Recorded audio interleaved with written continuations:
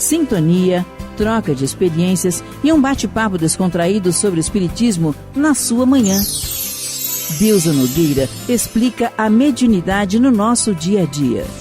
Começa agora, na sua Rádio Rio de Janeiro, o programa Conversando sobre Mediunidade. Olá, amigos ouvintes da Rádio Rio de Janeiro, Deusa Nogueira, conversando sobre mediunidade. Vamos dar continuidade ao estudo desse precioso livro, Mediunidade e Evolução, de Martins Peralva, editado pela Federação Espírita Brasileira. É um livro que, de forma muito didática, muito clara, vai trazendo para nós explicações acerca desse conjunto que é o fazer mediúnico, é a vivência mediúnica, não é? É a necessidade nossa, enquanto médios, enquanto trabalhadores, enquanto espíritos imortais reencarnados na tarefa da mediunidade. E hoje vamos estudar o capítulo 10, e que ele denominou Autodesobsessão. E é um texto de Emmanuel, do livro Seara dos Médiuns, em que Emmanuel nos se refere assim: se tens a consciência desperta perante as necessidades da própria alma, entenderás facilmente que a mediunidade é recurso de trabalho como qualquer outro que se destine à edificação.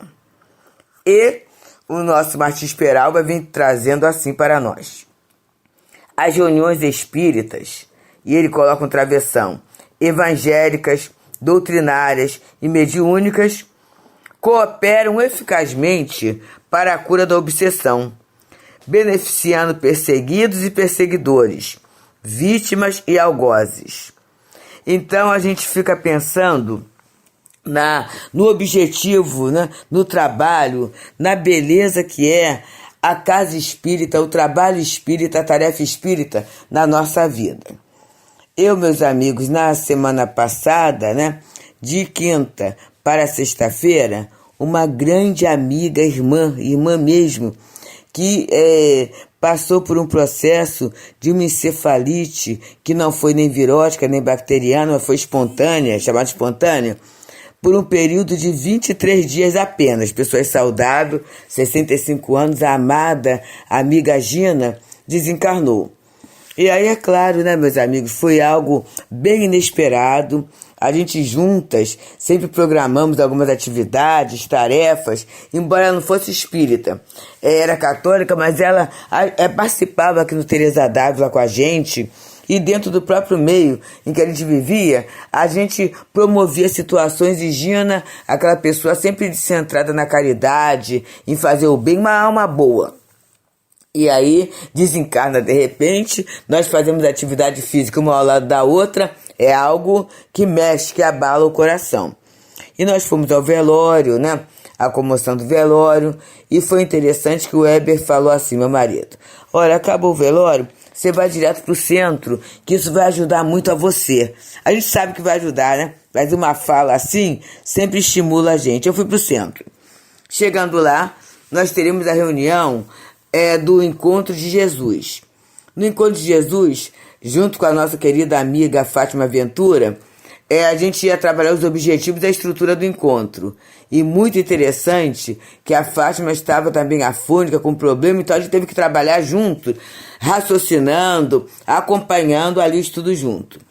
Daqui a pouco, no meio da nossa conversa, lá a Maria Helena surge na porta e fala, né? Quem que está? Fátima Deusa. Aí a Rita falou assim, as duas, porque a querida Rosângela, que iria fazer o estudo das 5 horas, não pôde ir. Com certeza com uma questão muito séria, que ela é uma companheira antiquíssima da casa, né? Foi jovem do Leon Denis, ela não faltaria à toa. E aí a Fátima estava sem voz, quem foi que teve que fazer? Eu. O estudo sobre proteção, né? Sobre espíritos protetores, familiares, simpáticos, era encerrando essa parte. E aí, meus amigos, eu me vi acabando o encontro de Jesus, tendo um período assim de 20 minutos para dar uma lida na página de preparo, no texto e falar, né? Observa até o cuidado, que eram muitas perguntas. Eu, inclusive, não falei dos espíritos protetores da pátria e das artes, porque não deu para eu ter a organização perfeita da questão. Mas eu quero falar o seguinte: eu não fiz nenhuma bondade, nenhum favor para a casa espírita. Olha como eu fui ajudada. Quando eu saí dali, quer dizer, na verdade, eu saí do velório, sepultamento, saí de lá 12h15, vim direto pro Leão Denis, do Castilho Beto Ribeiro, saí do Leão Denis 6h15, que foi a hora, 6h15, 6h30, a hora que acabou a reunião. Quando eu cheguei em casa, eu estava assim, ainda sentida, mas sem aquele rememorar, sem aquele peso da situação de que a gente estava passando. Então, como é que aquele trabalho me ajudou a elaborar o luto? Porque ali eu estava em contato com amigos espirituais, com amigos encarnados que, assim, misericordiosamente, caridosamente, nos abraçam, nos beijam, sempre sabendo que não foi o melhor que poderia ter sido, né? Mas foi o que a gente conseguiu fazer. Então, a gente foi ajudada através dessa reunião. Se a gente vem para casa, eu iria ficar talvez com pensamento, e olha o processo da auto-obsessão. Não é que a pessoa viesse acompanhar, não, mas só o meu pensamento repetitivo, o pensamento repetitivo é um episódio obsessivo. Então, gente, na verdade, na casa espírita, as reuniões espíritas, é um processo de cura, em que nós somos beneficiados através da renovação do tom mental, através do contato com a espiritualidade superior. E aí ele continua: essa é uma das abençoadas tarefas do espiritismo cristão.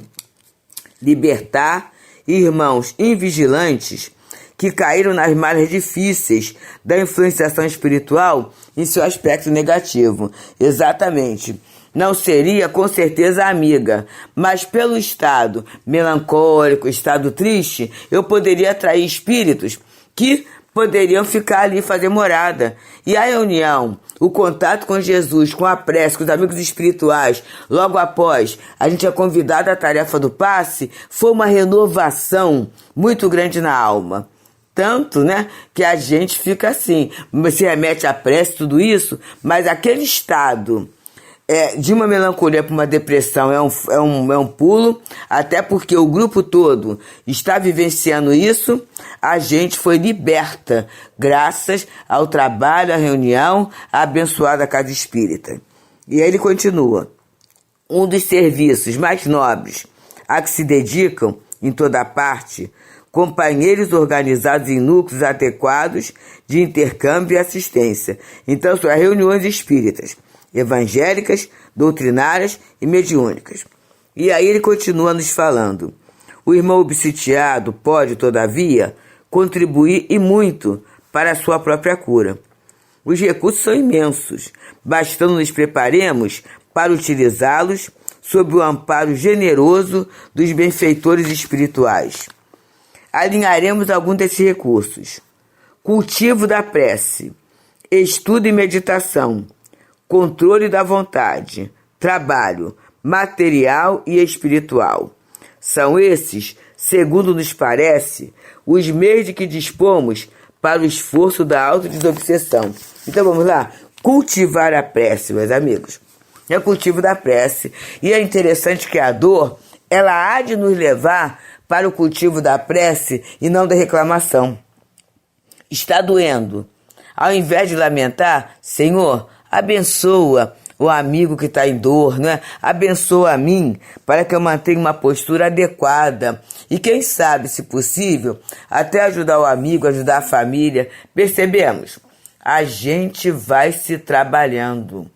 A gente vai se colocando. A gente vai se posicionando como melhor, porque a nossa destinação é melhor. Somos filhos de Deus. Como é dito no livro Céu e Inferno, não há prece perdida. Estudo e meditação. Aí você lê, você analisa o que lê. Eu estou citando um exemplo pessoal, né? Eu tive que ler aquelas questões de 511 a 521 do Livro dos Espíritos, de ler, meditar, né? A lição falava que os espíritos obsessores, a lição de Emmanuel, do livro Encontro Marcado, são companheiros de aprendizagem, e a gente foi aprendendo. E a gente foi meditando. Naquele momento que você sai de uma ideia fixa, da monoideia, você acaba tendo uma ideia melhor, não é? Acaba entrando em contato com a codificação, com essa falante de espírito de verdade. Isso é salutar. E controlar a vontade, né? Qual é a minha vontade? Eu quero permanecer naquele estado ou eu quero melhorar? Eu quero a saúde. Eu quero oferecer para quem partiu melancolia ou o meu melhor. E aí ele fala trabalho material e espiritual. O trabalho material é interessante, os deveres da vida material que tem que ser cumprido são interessantes, e o trabalho espiritual também, não é? A prece, ou passe, você não se afastar da tarefa mediúnica porque está sofrendo. Isso é algo muito bom. E a gente vai aprendendo através do trabalho a dirigir o pensamento, a controlar a vontade, a fortalecer a nossa movimentação no bem, né? Há um estímulo, há uma troca fluídica, e isso tudo vai nos ajudar a nos autodesobsediarmos. E ele continua, Martins Peralva, nessa lição lindíssima, que é o capítulo 10 do livro Mediunidade e Evolução, autodesobsessão, em que ele comenta o texto de Emmanuel.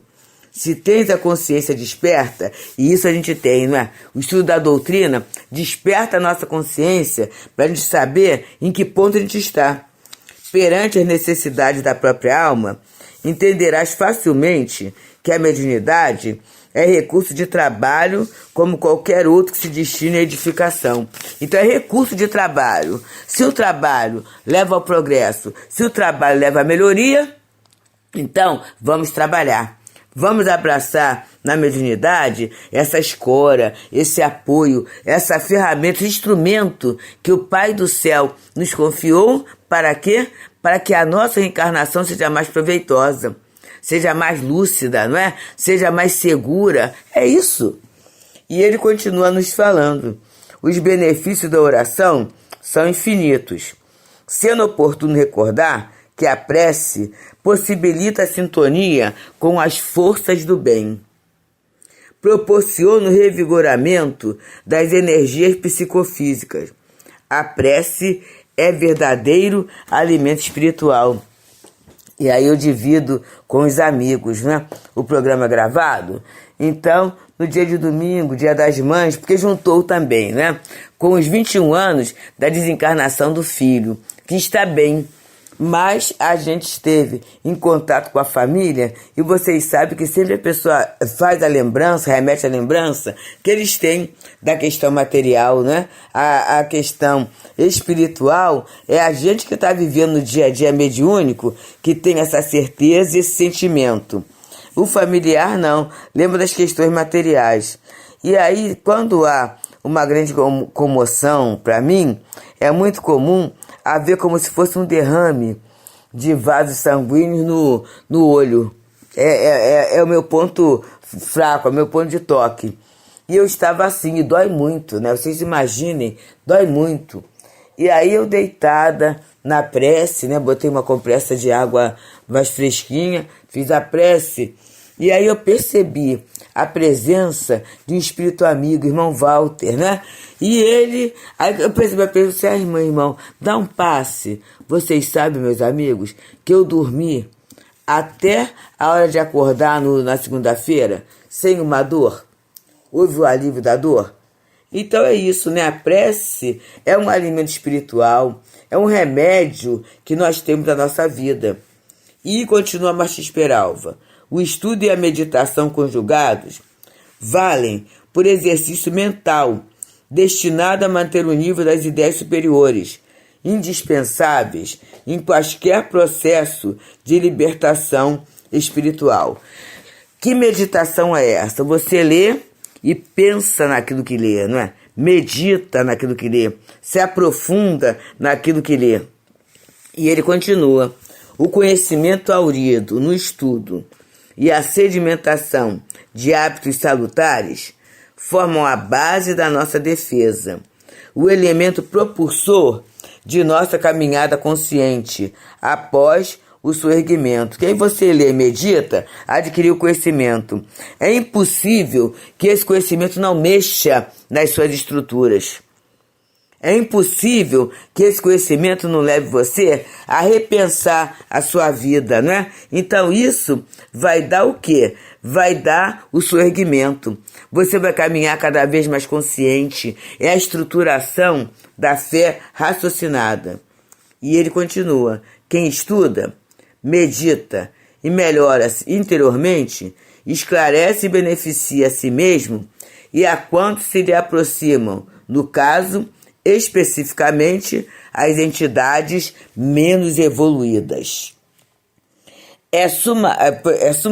Vamos colocar, desculpe, o gaguejar, mas é assim, né? O estado nosso vibratório baixo vai naturalmente atrair entidades do mesmo quilate.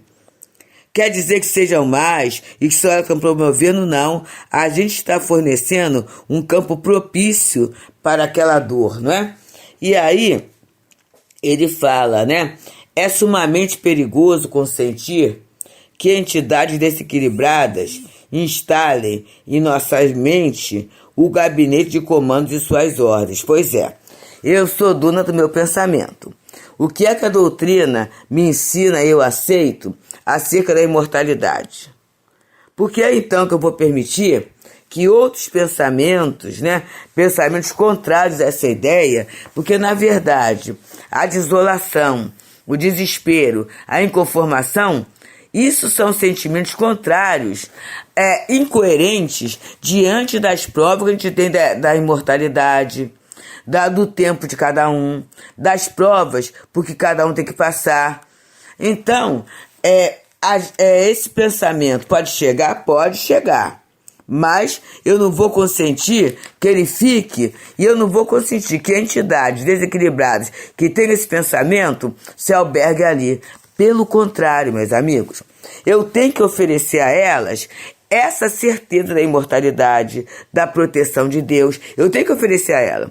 E quando eu ofereço a elas isto, eu estou me libertando, estou ajudando o outro, e estou fazendo amigos na espiritualidade. Porque muitas vezes esses espíritos, eles entram nesses estados. E tem espíritos amigos, parentes, né? E guias espirituais que querem libertá-lo disso, mas não conseguem, pois não dão acesso. Então, chegando a um encarnado que tem um padrão fluídico, né? Materializado, eles conseguem absorver essas ideias. E, absorvendo essas ideias, se tornam amigos. É mesmo, né? Eu não morri, eu continuo. Ah, então a vida continua? E aí eles vão se abrir para o estudo, para a meditação, para o trabalho espiritual, vão se desenraizar das vivências materiais. Então olha o trabalho mediúnico ocorrendo, olha o trabalho de socorro ocorrendo através da gente que reencarnou para isso, né? O médium reencarnou para o serviço do bem. E ele continua para a gente. É sumamente perigoso consentir que entidades desequilibradas instalem em nossa mente o gabinete de comando de suas ordens. Essa associação é por demais inconveniente. O controle da vontade impede o domínio de espíritos perturbadores, interrompendo o fluxo do processo obsessivo.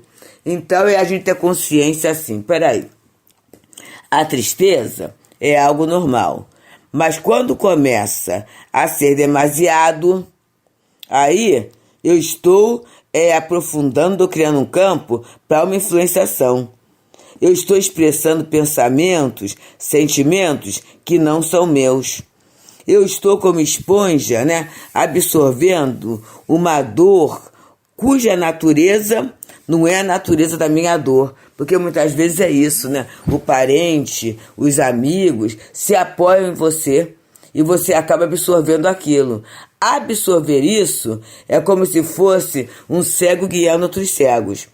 Eu vou sentir a dor do outro, sim, mas eu vou aproveitar os recursos que a misericórdia divina já me deu para ajudar, para soerguer, para amparar, para edificar. Essa é a tarefa que a gente tem que ter. E tem que ter como? Controlando a vontade, gente. A vontade é a grande potência da alma. Vamos controlar a vontade, o pensamento? Vamos ver para onde Jesus quer que eu caminhe? Vamos ver para onde os amigos espirituais estão me encaminhando? Para onde a doutrina espírita me leva? Eu quero esse caminho que eu já sei, eu tenho a certeza, os espíritos vêm nos contar que é o caminho da luz, da paz, é o definitivo, ou eu quero voltar ao comportamento da retaguarda? Tem que trabalhar à vontade, né? E aí ele vem falar do trabalho, olha só. O trabalho material e espiritual é a grande bênção da nossa vida. Na mente ocupada, não há lugar nem vez para as sugestões inferiores, sejam no mundo espiritual, ou de companheiros encarnados. É muito interessante, né?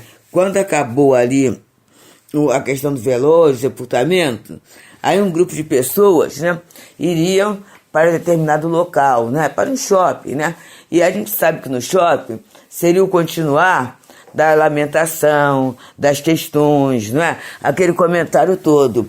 Mas graças a Deus eu tinha a casa espírita para ir.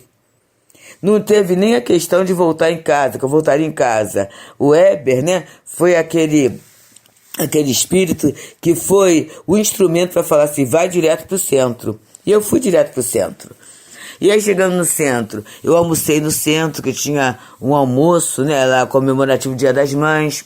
Acabando de almoçar ali, encontrei com pessoas, fui para o trabalho, e aí um trabalho após o outro. Quando eu cheguei em casa, eu cheguei melhor. Então o trabalho ocupa a nossa mente, o material, né? E o espiritual é uma bênção, porque quando a gente está ocupado ou numa tarefa bem simples, gente, da vida material, ou numa tarefa também bem simples, espiritual, não há lugar, não há vazio. Então a sugestão não encontra espaço.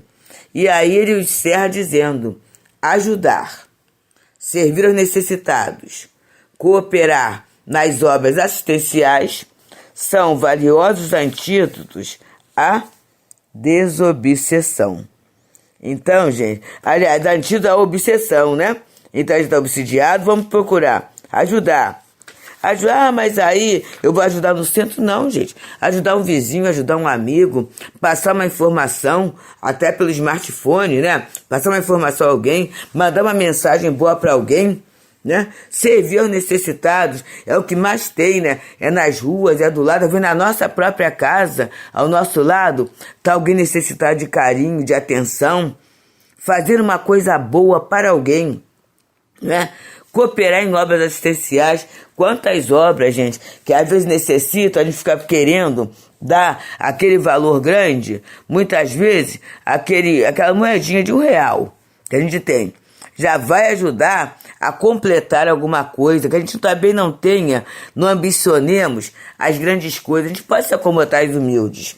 Então, no momento que eu me movimento, que eu penso em oferecer algo bom para alguém, eu já estou me desobsidiando, né? Eu já estou mudando o pensamento, eu já estou evitando a ideia fixa, eu já estou caminhando para o melhor. Então, amigos, que a gente possa continuar assim, né? A gente fala rapidamente, no dia 18 de maio, teremos aqui no Teresa d'Ávila, às 6h39, né? A partir de 3 horas, um lanche fraterno, né? Com músicas, flashback, tudo isso. É um momento bom para nossa mente, é um momento saudável, né? Que Deus abençoe a todos nós. Deusa Nogueira explica a mediunidade no nosso dia a dia. Programa Conversando sobre Mediunidade.